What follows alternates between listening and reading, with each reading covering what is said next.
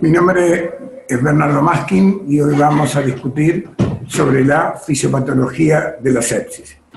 Desde el punto de vista fisiopatológico, no tanto desde el punto de vista clínico.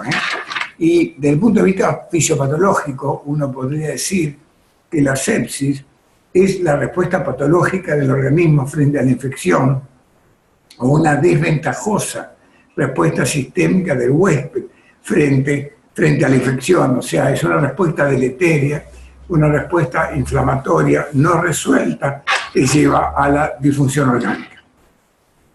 En general, podemos decir que es un complejo síndrome clínico que resulta de la activación y disfunción de la rama innata y adaptativa del sistema inmune. O sea que, en primer lugar, vamos a repasar sobre el sistema inmune. Recordamos que cuando hablamos de inmunidad, podemos hablar de inmunidad innata y de inmunidad adquirida. La inmunidad innata es fundamentalmente mediada por células, monocitos, células natural killer, polimorfos nucleares, y aparte componentes humorales como el complemento. Tiene como característica que no requiere aprendizaje, que no requiere memoria y que reacciona inmediatamente en las primeras horas frente a una agresión bacteriana. En cambio, la inmunidad adquirida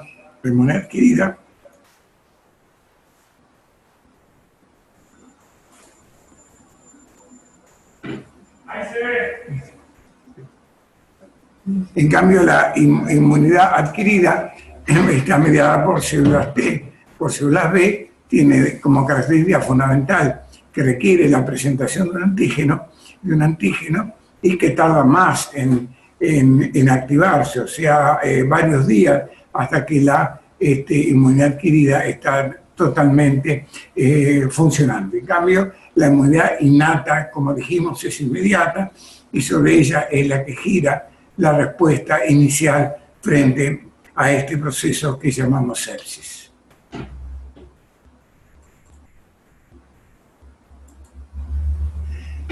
En primer lugar, cuando uno empieza a hablar de sepsis, lo primero que se tiene que plantear es cómo reconoce un organismo la infección, cómo reconoce el organismo que hay gérmenes patógenos en juego y de qué manera reacciona frente a estos gérmenes patógenos. Esto se viene discutiendo desde hace muchísimos años.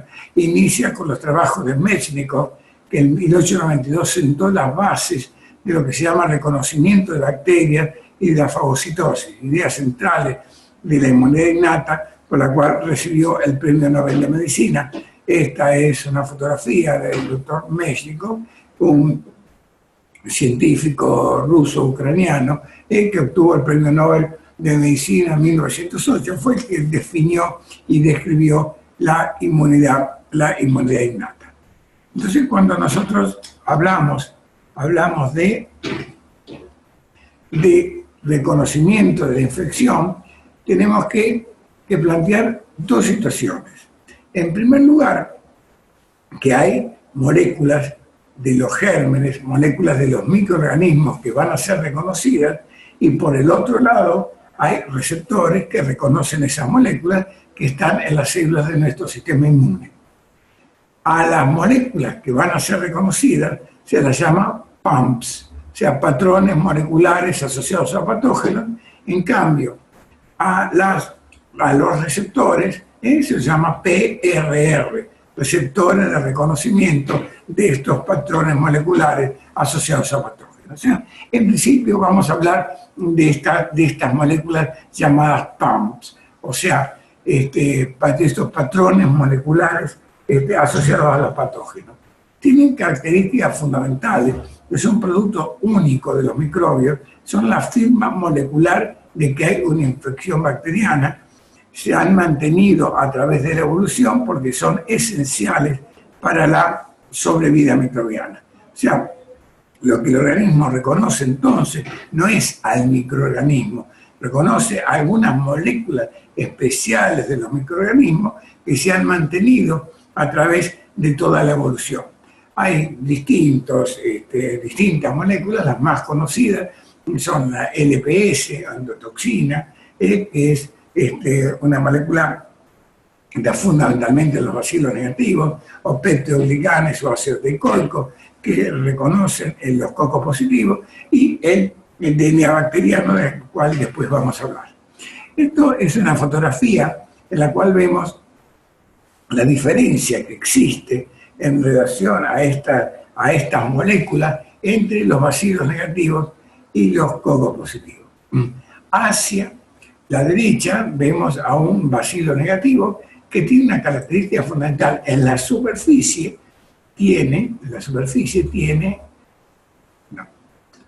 LPS, es la molécula LPS que no la vamos a encontrar, si vemos la figura de la izquierda, en los cocos positivos, que es la diferencia fundamental entre coco positivo y bacilo negativo, que es la presencia de la molécula LPS. Esto es una figura que representaría una Escherichia coli, y si realmente uno toma una pequeña porción y después la podría disecar, vería esto, ¿sí? Que la parte externa de la pared bacteriana se encuentra el lipopolisacárido, o sea que esa molécula que va a ser reconocida por el sistema inmune, y es la que va a provocar la reacción de este sistema con inflamación, como vamos a ver después. ¿Qué hay sobre el DNA bacteriano? El DNA bacteriano tiene también un efecto proinflamatorio, o sea, también es reconocido por el organismo como una molécula extraña, porque no es igual que al DNA de los mamíferos. Los residuos CpG no están metilados, o sea que no es lo mismo el DNA de las bacterias que el DNA de los mamíferos. O sea que si nuestro sistema inmune reconoce DNA bacteriano, está reconociendo una molécula extraña, y esto también genera respuesta frente al reconocimiento de las bacterias. Por el otro lado, aparte de las moléculas bacterianas, están los receptores, los patrones de reconocimiento, eso que llamamos PRR, que son los que reconocen PAMs, o sea, los que reconocen las moléculas de la bacteria. Son receptores que están fundamentalmente expresados en los macrófagos, y a partir de su activación de reconocer una bacteria se genera una señal intracelular, como vamos a ver después, llega al núcleo y va a producir los mediadores de la inflamación, fundamentalmente las citoquinas proinflamatorias. O sea que el sistema funcionaría de esta manera. Hay productos de los patógenos. Los productos de los patógenos son reconocidos por un receptor. Esto genera un evento de señales de traducción intracelular que llega al núcleo, y a partir de esto se activan genes que llevan a la expresión de todas las moléculas de respuesta frente a la infección, las moléculas que generan inflamación. Los receptores Toll-like, que son los más conocidos, los más estudiados de esta patente de receptores de reconocimiento de bacterias, es una familia de receptores que se ha conservado a través de la evolución desde la mosca a los humanos. El receptor Toll-like fue descrito por primera vez en la mosca de la fruta. Los receptores Toll-like son 13, pero realmente los activos, los que estudiamos en medicina humana, son fundamentalmente 9, y tiene una característica fundamental. La asociación entre estos distintos 9 receptores permite el reconocimiento de prácticamente todas las infecciones posibles. El más estudiado es el Toll-like receptor 4, porque es el que reconoce LPS, o sea, que es el que reconoce bacilos negativos. La asociación del 2 y del 6 reconoce cocos positivos. Pero ya, como les decía, el Toll-like más reconocido es el 4. Reconoce LPS, o sea, bacilo negativo. Y funciona de esta manera. Esta sería la estructura del Toll-like receptor 4. Reconoce LPS, y a partir del reconocimiento del LPS se genera una señal intracelular que va a terminar en la activación de un factor de transcripción, en este caso del factor nuclear kappa beta, que pasa al núcleo, se va a unir a genes que se expresan, y a partir de allí se van a generar todas las moléculas que median la respuesta inflamatoria frente a la infección. Esto es un esquemita del reconocimiento de la infección por bacilos negativos. Como vemos, hay distintos toll-like que reconocen distintas moléculas. Por ejemplo, el 9 reconoce el DNA bacteriano, el 4 reconoce el EPS, el 5 reconoce flagelina. O sea, son distintas moléculas que están dentro de los bacilos negativos y su reconocimiento por estos receptores toll-like que están en la superficie de las células amiloides, fundamentalmente en los macrófagos, permite el reconocimiento de los gérmenes y la iniciación de la respuesta inflamatoria.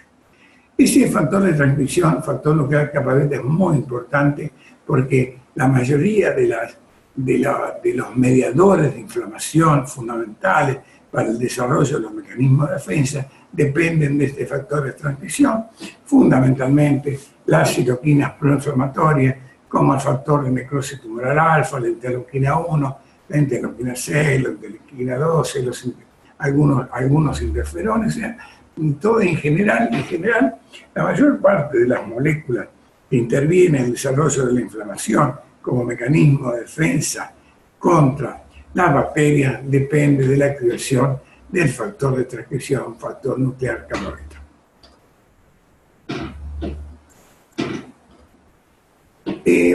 Una aclaración sobre el tema de cómo funciona este sistema y qué desarrollos ha habido en este último tiempo, que después seguro que analizaremos en otras clases, en otras patologías, pero se los voy a nombrar ahora.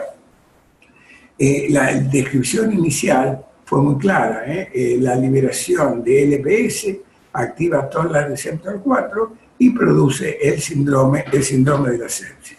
Pero después se pudo analizar y se descubre de que no solamente desde las bacterias se puede activar toll-like receptor 4, sino que moléculas que funcionan como agonistas endógenos que provienen de las células del organismo, no bacterianas, por injuria tisular también pueden activar el toll-like receptor y producir un síndrome de séptico. Un síndrome séptico, estas moléculas se llaman DAM, después las analizaremos cuando veamos otro tipo de patologías diferentes a la infección. Pero si uno tiene que hacer un resumen de lo que hicimos hasta ahora, tenemos un patógeno, liberación de moléculas PAMP que van a activar los receptores de una célula amiloide y a partir de después se va a generar la respuesta inflamatoria, que si es balanceada, normal, controlada, va a terminar con el clearance de patógeno de reparación tisular, y que si es desbalanceada puede terminar con un cuadro de hiperinflamación, por ejemplo, que puede llevar a shock séptico. Y la otra cosa que podemos decir de este lado es que toda esta reacción no solo puede ser producida por patógenos, sino por injuria tisular, por liberación de moléculas que también pueden activar el sistema inmune, por ejemplo, como ocurre en la pancreatitis aguda. Decíamos que las células más importantes en el reconocimiento de las bacterias, donde están los receptores, son fundamentalmente los macrófagos. Los macrófagos son componentes de nuestro sistema inmune, eso es una célula amiloide, que mata microorganismos, que secreta mediadores de la inflamación, que actúa y modula la respuesta inmune adquirida a través de la presentación de antígenos, eso lo vamos a conversar ahora, porque presentan antígenos a los linfocitos T. O sea que si uno quiere analizar el efecto de estas células, que es el macrófago, tendríamos que decir que si hay un patógeno, hay una infección, se liberan moléculas que son reconocidas por esta célula, a partir de la cual se van a liberar los mediadores antiinflamatorios, proinflamatorios, se van a activar los neutrófilos, se van a activar las plaquetas, y además de eso se va a producir la presentación de un antígeno a una célula T en reposo, y a partir de allí se va a generar la activación y expansión clonal de todos los linfocitos T y linfocitos B que constituyen nuestro sistema inmune adquirido. O sea que si uno ve así analizado un macrófago en relación a lo que es la infección y la respuesta de los pacientes que tienen inflamación y sepsis, puede decir que por un lado el macrófago tiene un receptor TOR que va a reconocer a una molécula PAM de la bacteria. Eso va a generar una señal intracelular que va a producir liberación de citoquinas que van a activar la respuesta inflamatoria del organismo. Pero por otro lado, los macrófagos, o esto que parece más una célula dendrítica que un macrófago, pueden fagocitar patógenos, los digieren al patógeno, y uno de esos, los péptidos de este patógeno, es presentado por el sistema inmune del organismo, por HLA. El sistema HLA presenta un péptido a un receptor de un linfocito que está en reposo. Y la presentación y el reconocimiento de esta molécula, que es un péptido de esta bacteria, produce la activación de todo el sistema de las células T y las células B, o sea, toda la inmunidad, lo que es la inmunidad adquirida que está en ese momento en reposo. Otro dato interesante es que frente a la infección, no solo siempre hablamos de inflamación, respuesta inflamatoria, o sea, de mecanismos proinflamatorios, también hay en el mismo momento y consistentemente con esto, también reacción antiinflamatoria. En algunos pacientes, como vamos a ver después, hay más respuesta antiinflamatoria que proinflamatoria y los pacientes pueden presentar un cuadro que se llama inmunoparálisis. Como les decía, estudios recientes han mostrado que ambas respuestas, la pro y la antiinflamatoria, ocurren precocemente y simultáneamente en la sepsis. Y que hay células inmunes del vaso y de los pulmones de pacientes con sepsis que no tienen gran activación para liberar citoquinas proinflamatorias, sino que muestran una disminución de la producción de citoquinas pro y antiinflamatorias, o sea que tienen respuesta deprimida. Los monocitos de los pacientes sépticos tienen disminuida su capacidad de secretar citoquinas proinflamatorias como TNF-alfa, interleuquina 1-alfa, interleuquina 6 o interleuquina 2. O sea que la respuesta del organismo frente a la infección, después del reconocimiento bacteriano, es una suma, un equilibrio entre una respuesta proinflamatoria y una respuesta antiinflamatoria. En el cual, como decíamos, la respuesta inflamatoria, las moléculas proinflamatorias están aumentadas y las están disminuidas, y las antiinflamatorias, como la interleuquina 10, están aumentadas. Una palabra sobre apoptosis. Hay activación de la inflamación, pero también hay regulación de la inflamación. Hay muchas células activadas,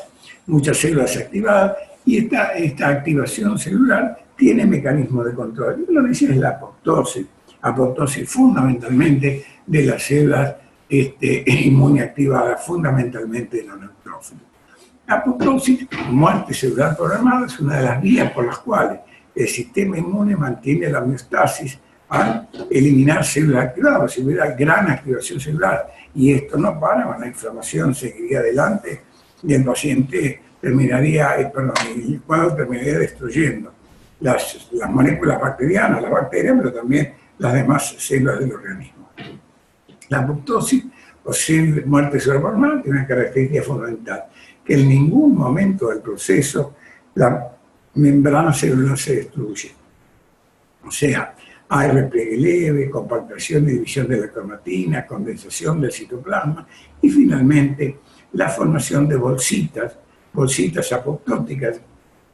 En ningún momento hay destrucción de la membrana celular, o sea, nunca sale ningún componente de la célula hacia el exterior, hacia el extracelular, por eso no hay actividad proinflamatoria y finalmente estas bolsitas apoptóticas son fagocitadas por el sistema inmune. En ningún momento esta célula que se dividió en pequeñas bolsas apoptóticas perdió alguna proteína en el intersticio y no generó inflamación. Esto es un dibujo de lo mismo, de la condensación de la cromatina. Entonces, la apoptosis se diferencia de la necrosis, que la apoptosis es fisiológica, requiere energía, hay síntesis proteica para formar todas esas bolsas, la célula está contraída y no genera inflamación. En cambio, la necrosis es patológica, no requiere energía, no hay síntesis proteica, las células se hinchan, se rompen, y como salen todos los componentes que están dentro de la célula hacia el exterior, este mecanismo de necrosis genera inflamación. Esto es hacia la izquierda un glóbulo blanco normal y a la derecha un glóbulo blanco que está entrando en apoptosis. Como ven, se forman bolsas apoptóticas que, digamos, que cada una son una porción de la célula, pero con la membrana intacta. ¿No? Se va dividiendo y formando estas bolsitas que van a ser fagocitadas por el sistema inmune sin inflamación. Por apoptosis se produce una profunda depresión de las células inmunes, incluyendo CD4, CD8, células B y células dendríticas a los pacientes con sepsis. Y eso tiene que ver a veces con la inmunodepresión, pero fundamentalmente, si no es excesivo, la apoptosis es un mecanismo de control del mecanismo inflamatorio que impide que se activen enorme cantidad de células y la respuesta inflamatoria sea excesiva. Las células CD4 y los CD8 son muy susceptibles a la apoptosis. Citoquinas. ¿Qué es la citoquina? Siempre hablamos de enfermedades producidas por citoquina o daño producido por citoquina. La citoquina en sí no daña, no produce ningún tipo de lesión. Las citoquinas no son nada más que un sistema de transmisión de señales, con una célula emisora, que es de la cual sale la señal, que es una pequeña proteína, un receptor específico en otra célula que reconoce esa proteína y una respuesta en esa célula a ese estímulo que llevó la citoquina. En relación a lo que estamos hablando, las citoquinas proinflamatorias, las más importantes son el factor de necrosis tumoral alfa y la interleuquina 1, interviene en el reclutamiento y maduración de los neutrófilos, sobreregula las moléculas de lesión, incrementa la permeabilidad vascular, activa la coagulación e incrementa la proliferación vascular. O sea, toda la respuesta inflamatoria en general, que incrementa permeabilidad, coagulación, todos esos mecanismos que llevan a la respuesta inflamatoria están mediados fundamentalmente por citoquinas. ¿Listo? Se ve ese estudio desde hace mucho tiempo, hace muchos años que se efectuó este estudio en voluntarios, en el cual se comprobó que las citoquinas se liberan en relación o en respuesta a la aparición de productos bacterianos en el medio. En este estudio a voluntarios sanos, se les inyectó una pequeña cantidad de endotoxina bacteriana, de Escherichia coli, y lo que se vio que desde el punto cero donde se inyecta, que entre los 60 y 180 minutos aparece un pico en la sangre, en el plasma, de liberación de citoquinas proinflamatorias como interleuquina 6 y el factor de necrosis tumoral alfa. O sea que esto demuestra en voluntarios sanos que el contacto, la administración, la liberación de una endotoxina purificada en la sangre de un individuo hasta ese momento sano produce la liberación de citoquinas proinflamatorias. Y fundamentalmente con estudios en animales que acompañaron estos estudios iniciales, se vio lo siguiente, que realmente uno puede provocar un shock séptico mortal en una rata o ratón de tres maneras diferentes. En primer lugar, si lo pone en contacto con bacterias vivas. Si yo inyecto Escherichia coli viva dentro del peritoneo de un ratón, le voy a provocar una peritonitis que va a llevar a shock séptico y finalmente la muerte. Si a ese un ratón le inyecto endotoxina, o sea que es un producto purificado de la bacteria, voy a provocar el mismo cuadro, shock séptico y muerte.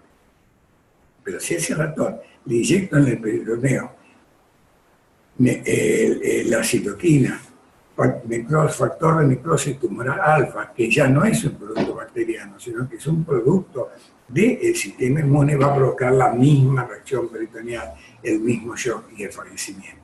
O sea que uno puede provocar shock séptico por el contacto con bacterias sanas, vivas, por el contacto con productos bacterianos o con citoquinas inflamatorias que ya no son productos bacterianos, sino productos del sistema inmune. En este esquema se ve las distintas síntomas que aparecen con el aumento de los niveles de las citoquinas en sangre. Esto es, acá sería el normal, y uno ve que a medida que aumenta el nivel de citoquina aparecen distintos tipos de lesiones, que si el nivel es muy alto pasa lo que pasa a los pacientes que tienen shock séptico, que tienen shock y disfunción multiorgánica. Y dos palabras sobre la fiebre. La fiebre, esos famosos pirógenos que hablábamos antes, son citoquinas proinflamatorias, fundamentalmente interleuquina 6 y factor de necrosis tumoral alfa, lo que producen el aumento de la temperatura corporal. Los neutrófilos son esenciales para el control temprano de los patógenos invasores porque fagocitan los patógenos y los matan. Los matan porque dentro del leucocito activado se produce liberación de proteasas que pueden destruir a los gérmenes y de radicales libres de oxígeno que también destruyen la membrana celular de los gérmenes. O sea que el neutrófilo es esencial en la fagocitosis y en la destrucción de los gérmenes, ¿no? Mecanismos de defensa fundamentales del organismo. Pero hay que ser muy cuidadoso cuando uno analiza el tema del neutrófilo. En primer lugar, lo que tenemos que decir es que si uno está, como se ve en este slide, que realmente si esto es la membrana celular de una célula endotelial, en general, hacia adentro, se van a encontrar los nidos de bacterias. En cambio, los neutrófilos van por la circulación, o sea que tiene que existir un mecanismo por los cuales los neutrófilos son atraídos hasta el foco donde hay infección, fijados y que puedan pasar a través del endotelio. Entonces se ponen en marcha y se activan a través del estímulo de citoquina una serie de moléculas de adhesión, que están en los neutrófilos y en el endotelio, que permite que la célula endotelial que va por la circulación se acerca al endotelio, se fije a él y finalmente termine pasando hacia el intercelular a través de dos células endoteliales. Esto es un esquema que se ve mejor si yo tengo acá un leucocito que tiene activadas sus moléculas de adhesión, el endotelio tiene sus moléculas de adhesión, también las tiene activadas, se empieza a fijar y finalmente pasa entre dos células endoteliales y termina destruyendo los gérmenes que hay en el intersticio. Un elemento fundamental, y por eso el tema de la apoptosis y el control, es que estos leucocitos activados tienen muchas proteasas y muchos radicales libres de oxígeno, y deben estar muy controladas porque pueden destruir los gérmenes, pero también pueden destruir las células que no son gérmenes, las células que los rodean. Es un mecanismo por el cual, por ejemplo, los mecanismos clave del estrés respiratorio agudo del adulto, la destrucción de la membrana pulmonar por exceso de leucocitos activados.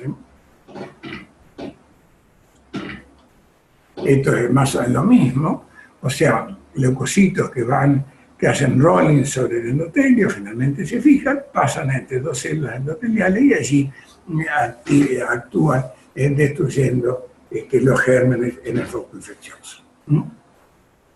En contraste con los linfocitos que muestran la apoptosis acelerada, la apoptosis de los neutrófilos está retrasada, la sepsis, eso permite que tengan un poquito más de efecto y destruyan más gérmenes, pero si está muy retrasada y se acumulan muchos neutrófilos, esto puede provocar realmente lesión, puede provocar una lesión importante en los tejidos. El endotelio.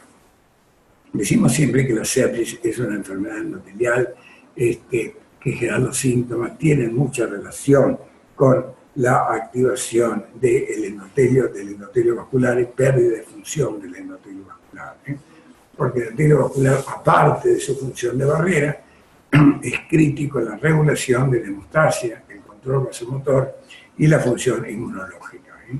La sepsis se asocia con una disfunción severa de las células endoteliales que produce trastorno de la hemostasia, de la reactividad vascular y lleva a la formación del edema tisular. una falla del endotelio vascular se considera central en la progresión de la falla orgánica de la sepsis.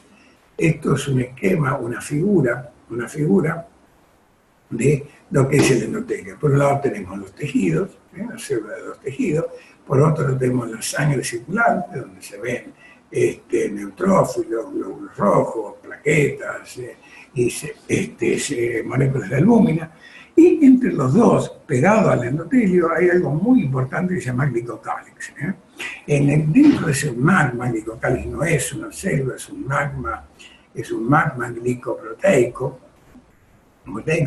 están incluidas moléculas que son fundamentales para la homeostasis del organismo, fundamentalmente los mecanotransductores. Los mecanotransductores van registrando las distintas modificaciones mecánicas de la circulación y activan las células endoteliales para provocar liberación de vasoconstrictores o vasodilatadores, fundamentalmente del vasodilatador óxido nítrico. O sea que es fundamental que estos mecanotransductores, que son moléculas glicoproteicas, estén activas y rodeados de ese magma que es el glicocálix, lo mismo que algunas moléculas que activan coagulación, como el factor von Willebrand, y moléculas de adhesión, como vimos en la otra figura del endotelio, que pueden fijar neutrófilos. En este caso no, porque están embebidas dentro de ese magma que es el glicocálix. El endotelio sintetiza y expresa moléculas que son vitales para regular la hemostasia, como el factor von Willebrand, el factor tisular y el inhibidor de activador del plaminógeno OPAI-1. ¿Qué pasa cuando hay eso que llamamos activación endotelial, que es la situación patológica del endotelio? Consiste en una combinación de una superficie procoagulante. Normalmente el endotelio es anticoagulante, secreta moléculas anticoagulantes que permiten que la sangre no coagule y la sangre circule bien de esa manera. Incremento del tráfico de leucocitos, alteración del tono vascular y pérdida de la función de barrera. Esto sería una foto de la alteración del endotelio, en la cual vemos que fundamentalmente están separadas las que estaban muy unidas a las células endoteliales, y eso permite el pasaje de agua, de albúmina y de células, pero aparte desaparece el glicocálix. Y todas estas moléculas de mecanotransducción ya no tienen efecto, ya no hay regulación de la circulación. Las moléculas de coagulación quedan libres y se forman trombos. Los neutrófilos se fijan a estas moléculas de adhesión y pasan hacia el exterior, donde pueden tener efectos deleterios. Esto es un endotelio alterado, y esto es lo que pasa en los pacientes que tienen sepsis. En relación al óxido nítrico, que es un vasodilatador importante, un vasodilatador fundamental que favorece y regula el flujo sanguíneo, normalmente producido por las células endoteliales a través en relación a distintos estímulos, como el shear stress, que es el estímulo de la circulación, y provocado y secretado por la nitricoxisintasa, en este caso endotelial constitutiva. Esto es normal, es fisiológico, se necesita una cierta cantidad de óxido nítrico para que el organismo funcione adecuadamente. En la situación de sepsis aparece otra nitrioxisintasa llamada inducida, muy activa, que produce una enorme cantidad de óxido nítrico. Eso produce excesiva oxidación y hipotensión refractaria, y es uno de los mecanismos que intervienen en la aparición de shock séptico, o sea, de shock vasodilatado. Respecto a la coagulación, en los pacientes que tienen sepsis hay activación de la coagulación. Se recuerdan, cuando hablábamos siempre de coagulación, hablábamos vía intrínseca, vía extrínseca, fundamentalmente en los pacientes que tienen sepsis, lo que está activado es la vía extrínseca de coagulación a través del factor tisular o tissue factor, que se activa, se une al 7A activado, y de esta manera se desencadena la cascada de la coagulación, que termina la formación de trombina y la formación de los coágulos. La creación de trombina forma el coágulo, activa las plaquetas, pero aparte tiene efecto proinflamatorio y reduce la fibrinolisis. Es muy importante que hay mucha activación de trombina, de qué manera se puede regular la excesiva formación de trombina, pues si no todo sigue como constituyendo un círculo vicioso. ¿Sí? Como para terminar este vuelo de pájaro, rápido de lo que es la fisiopatología de la sepsis, quería decir lo siguiente: este slide ya lo mostré para mostrarles que los patógenos liberan PAMS y eso activa el sistema inmune, lo mismo que la injuria tisular, pero que aparte todo esto está regulado por el sistema nervioso central. O sea, el sistema nervioso central, a través de vías aferentes y eferentes del nervio vago, regula toda la acción del sistema inmune. O sea que todo lo que hablamos de inflamación y de sepsis, está totalmente regulado por nuestro sistema inmune. Fundamentalmente a través de un reflejo aferente, eferente vagal. Habíamos hablado que cuando hay hay infección, se liberan en la zona, en el foco de infección, citoquina. Estas citoquinas activan la vía aferente del vago, se va a producir a través del vago en el cerebro un reflejo que termina con la activación de la vía eferente. La vía eferente del vago tiene efectos sobre los macrófagos, sobre los monocitos, a través de la liberación de acetilcolina, vamos a ver ahora, que actúa sobre diferentes receptores que regulan la inflamación. Si cerramos todo el esquema, hay un germen, libera el LPS es reconocido por el receptor Light Receptor, se activa el factor nuclear kappa beta, que va a pasar al núcleo, se une a los genes, se une a DNA, se expresan genes, con liberación de citoquinas proinflamatorias de efecto rápido, como TNF-alfa, o esta de efecto más lento, High Mobility Group BOX1, que produce la inflamación. Esto es mecanismo normal proinflamatorio. Esto genera un reflejo a través del vago, y la vía eferente del vago va a activar un receptor en la superficie de los macrófagos, que va a generar una señal intracelular que va a bloquear el factor de transcripción, factor nuclear kappa beta, y de esa manera va a provocar una disminución de la reacción inflamatoria. La activación de estos receptores suprime la translocación del factor nuclear kappa beta, estabiliza las membranas mitocondriales e inhibe la activación de la inflamazona, con lo que se disminuye la liberación de citoquinas. O sea que todo lo que hablamos siempre de inflamación, de citoquina, está regulado, como les dije, por el sistema nervioso central, y en este caso no solamente por este reflejo vagal por la vía aferente y eferente del vago, sino también por la liberación de los corticoides, que también tienen efecto antiinflamatorio regulador. La sepsis es un tema complejo y que es difícil de controlar. Como ustedes saben, no existe ningún tratamiento directo para tratar la enfermedad que llamamos sepsis.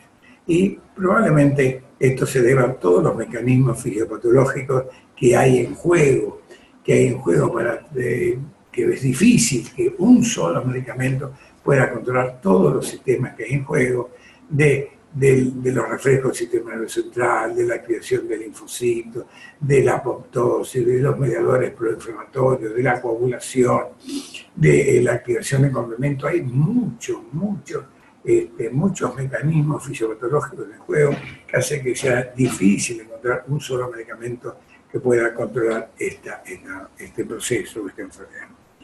Para finalizar, me pidieron que hablara dos palabras de biomarcadores en sepsis. Y les voy a comentar alguna experiencia que nosotros hicimos con un biomarcador, que es la procalcitonina.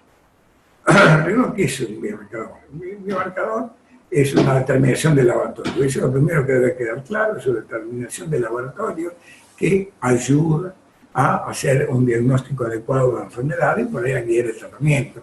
Pero tampoco es un dato mágico que nos va a tratar los pacientes. Es un dato clínico, un dato de laboratorio que ayuda a el razonamiento clínico y lo vamos a estudiar viendo su sensibilidad, la especificidad, el valor predictivo negativo y el valor predictivo positivo. En este caso, vamos a hablar de la procalcitonina. La procalcitonina es un propéptido, una prohormona de la hormona calcitonina. En la célula tiroides se secreta la molécula procalcitonina que es clivada en tres. Una de ellas es la hormona calcitonina, que es liberada por las células de la tiroides e interviene en el metabolismo fosfocálcico. Ahora, la procalcitonina esta molécula procalcitonina tiene una característica fundamental, que es inducida específicamente por infecciones bacterianas y tiene bajos niveles de infecciones virales y otros trastornos autoinmunes. Según este marcador que se va a activar cuando hay infección bacteriana, va a aumentar su nivel plasmático cuando hay algún proceso bacteriano, nos puede servir para el diagnóstico de infección bacteriana, para evaluar la evaluación pronóstica de los pacientes, y lo que se está estudiando más últimamente es como guía en la administración de antibióticos. Les voy a mostrar rápidamente, porque el tiempo no nos da para más algunos estudios que hicimos en su momento con este marcador procalcitonina, y vimos lo siguiente, que realmente si uno le va haciendo día a día, a veces puede hacer menos, o sea, 3, 5 y 9 para no hacer tantas determinaciones.